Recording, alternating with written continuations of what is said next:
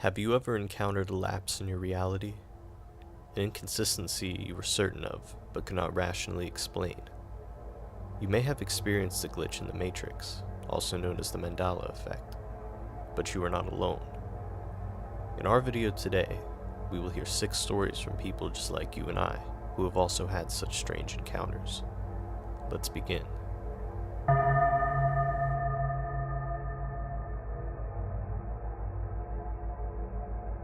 Earlier today, I tried calling my mother from a public phone. It was only one ring before she answered and asked in English, "Who is this?" That threw me off balance because we live in a Spanish-speaking country, and while she may have answered in English to practice, it was odd that she did so with a potential stranger.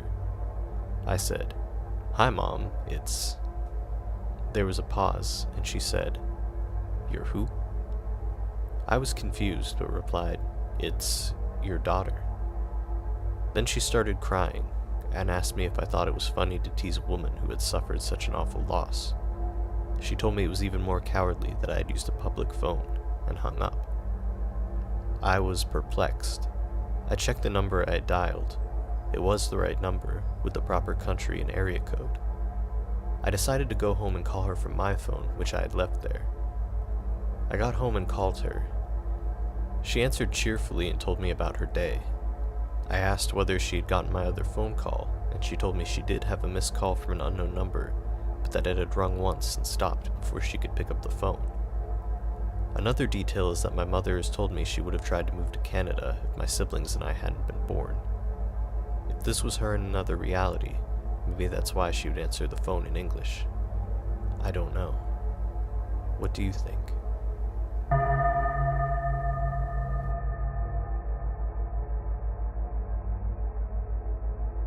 This took place about 7 years ago.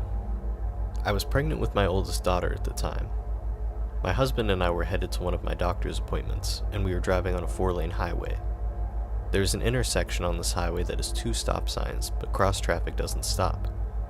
We had the right of way when an SUV pulls out and turns left and is only looking at the traffic on the right. He stopped in the middle of our lane waiting for traffic to clear in the other lane, all while we were going about 70 miles per hour and or maybe 20 feet away. My husband didn't swerve because there was a guardrail on our left and another car in the lane to our right. We both braced for impact and just knew we were about to die.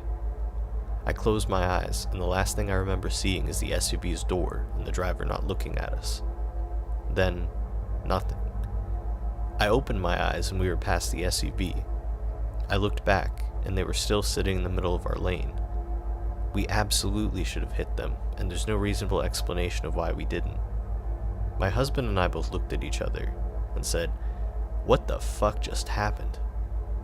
We still talk about that incident and have yet to think of an explanation.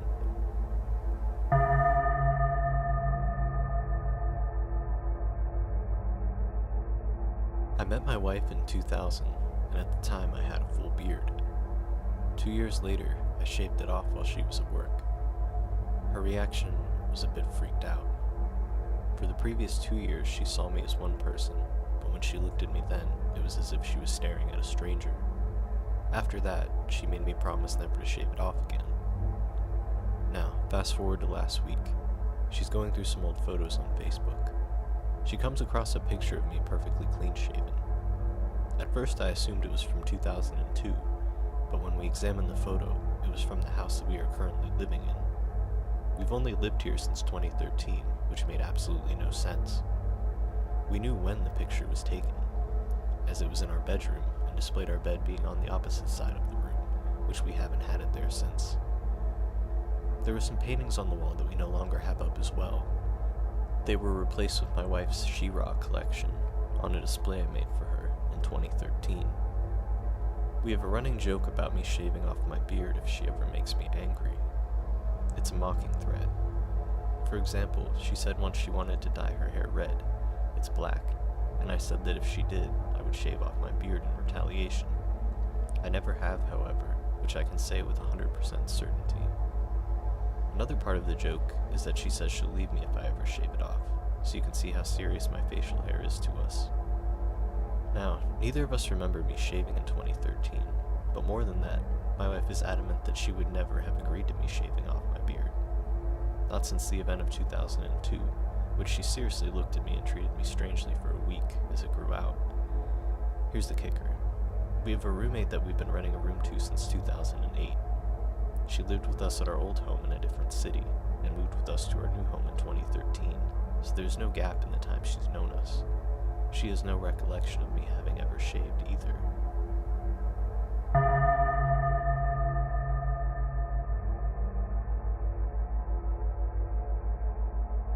My father passed away due to cancer 1.5 years ago. It was a very painful experience for my family. Only 4 months had passed between the discovery of the cancer and his death. My parents had a small company in our town since they got engaged.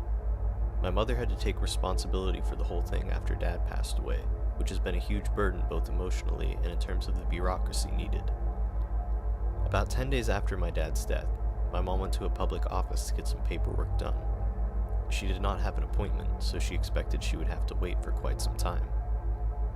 She went to the reception desk to book the first appointment slot available for that day. The assistant told her that her name was already on the agenda, and that she was next in line. My mom was certain that was not possible, but the assistant turned the agenda around to show her that her name was actually written there. On her way out from the appointment, my mother noticed that the assistant was temporarily absent from her seat. She got to the desk to check the agenda again, and her name was no longer there. She is sure the book was the same, as she recalled the other names written on it, and there were no other similar-looking agendas around. She even waited for the assistant to come back to see if she perhaps had another copy with her. At this point, my mother says to have felt a warm sensation. She interpreted this as my father next to her, wanting to make her life a little easier in this horrible transition phase with that small trick. We spoke and went through the episode several times. I remain skeptical about these sort of events, but I trust my mother's senses. I am honestly relieved by the comfort she gained from this episode during a time of profound grief.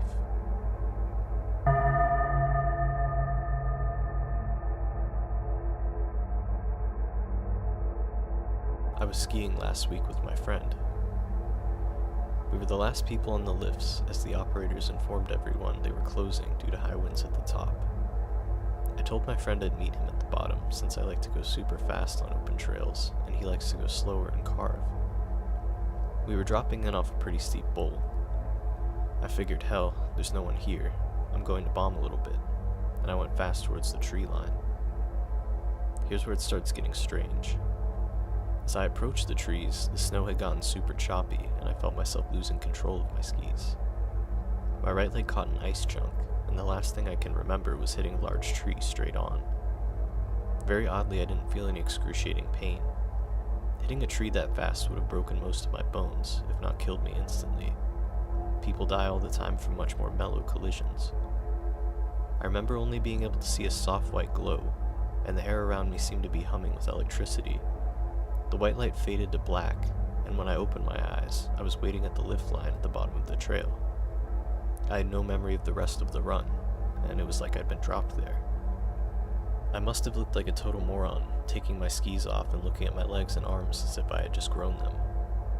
There wasn't a bruise, scrape, or mark that hadn't been there already, but somehow I was sure I'd hit a tree face topping speeds of 50 miles per hour. When my friend came down from the trail, I asked him, "Did you follow me down that run? Did you see me crash?" He looked at me like I was insane. All he said was, "I lost track of you once you went into the tree line. I didn't bother keeping up because you let go so fast." Once I got on the chair, the lift operator told me I looked pretty visibly shaken and asked if he needed to call ski patrol. I told him, "No thanks. The universe doesn't make sense anymore, but you don't even have to slow down the lift." Did I get a glimpse of another timeline in which I died in the collision?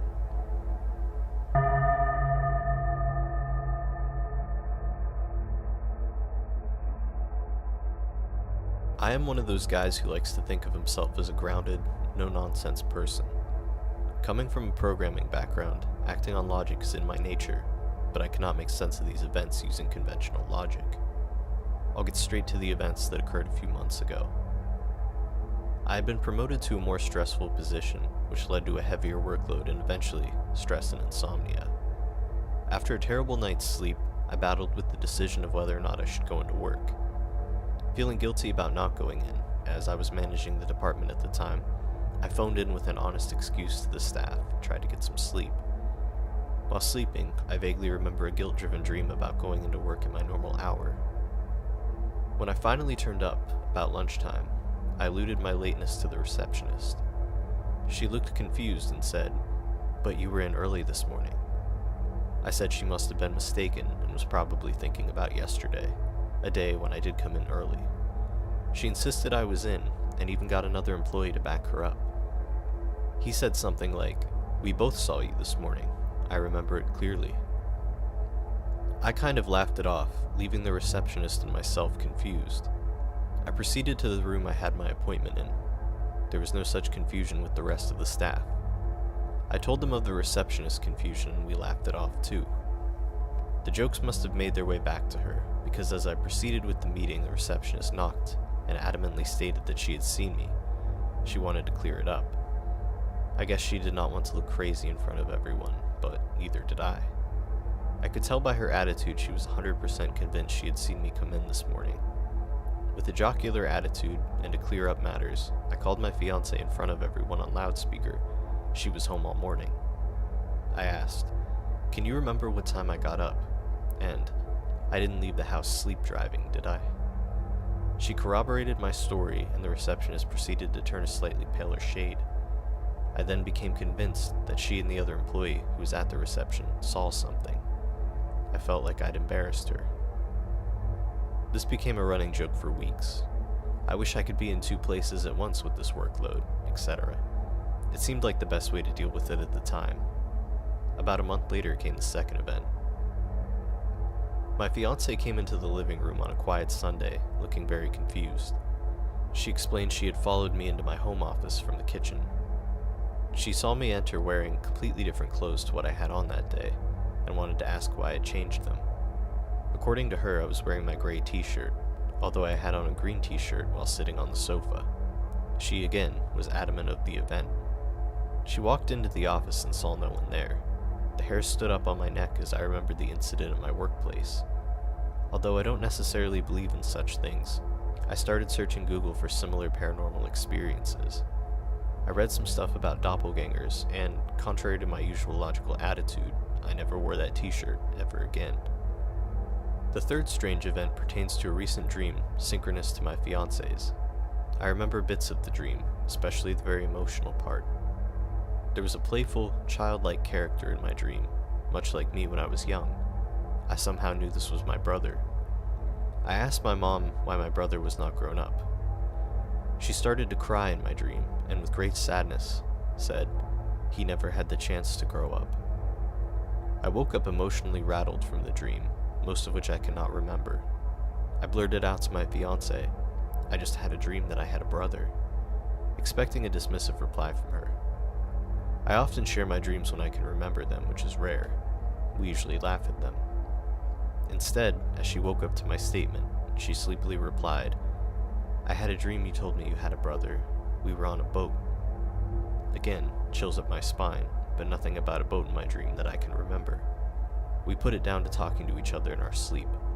It's a comfortable, rational explanation that suits us for now. It's worth noting around the time of these events, 2 significant things happened in my life. One was having a sleeping pill relapse fueled by my insomnia. The other was a massive life change involving leaving my job to set up what became a successful business with far less stress than my 9-to-5 job. It's worth noting that I've witnessed nothing remarkable myself. It's what other down-to-earth, trustworthy people have reported to me.